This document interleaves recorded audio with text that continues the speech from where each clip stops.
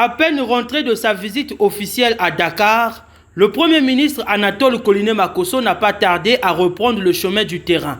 À la tête d'une délégation composée de plusieurs ministres, du préfet de Brazzaville et des autorités municipales, il s'est d'abord rendu à Poto-Poto où un immeuble a été démoli de manière coercitive pour cause de non-conformité aux normes de construction, exposant ainsi les riverains à un péril certain. Vous voyez comment non seulement on perd un investissement quand on ne prend pas au sérieux ce qu'on veut faire, mais aussi on expose la vie d'autrui. Ce qui se passe parfois, c'est gens qui se mettent à construire sans autorisation de construire.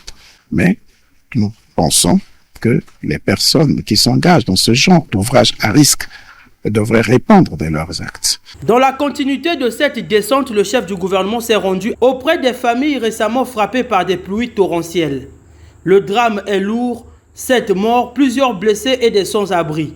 L'objectif principal de cette visite, manifester la solidarité du gouvernement et encourager les élèves sinistrés dans cette période cruciale d'examen. Les premières pensées du gouvernement vont à l'endroit des familles éplorées, celles qui ont connu la mort des personnes chères à la suite de ces pluies qui ont enseveli biens et personnes dans les maisons, avec ces amas de sable qui se sont déversés sur les toitures et envahi les chambres à coucher de tous nos compatriotes, au point d'emporter des vies humaines. Nous nous inclinons devant la mémoire de toutes ces personnes disparues et témoignons notre solidarité aux familles. Nous pensons aussi à ces élèves.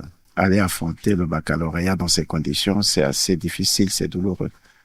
Je voudrais que ces enfants reçoivent l'expression de la compassion, de la solidarité du gouvernement. Face à cette situation, le Premier ministre a condamné les constructions qui contribuent à aggraver les conséquences des intempéries. On s'est livrés tous à des risques que nous avons du mal à maîtriser aujourd'hui.